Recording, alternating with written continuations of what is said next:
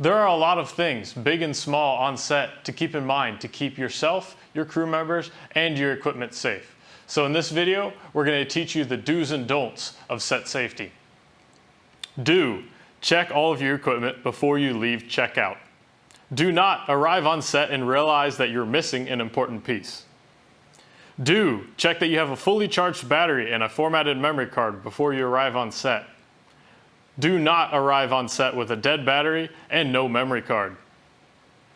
Do place cases out of the path of crew members and latch the lid at all times. Do not leave the case in the way with the lid unlatched in the "I'll be right back" position. Do gaff tape cables to the floor or route them away from walking paths.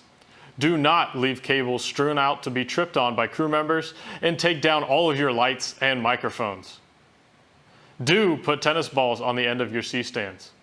Do not leave C-stand arms open to impale your fellow crew members. Do properly place sandbags on all stands. Do not, that's not going anywhere, assume a stand will be stable. Do use gloves when handling hot lights. Do not try to fingertip your way around hot lights. Do say "striking" before turning on lights on set. Do not blind everybody on set. Do know where your equipment is at all times. Do not leave equipment unattended on location or in your car. Do wrap all of your cables properly before packing them away. Do not leave your cables and cases a mess. Do remove the base plates and place them back on the tripod. Do not leave base plates on cameras. Do communicate and be friendly with the checkout attendant.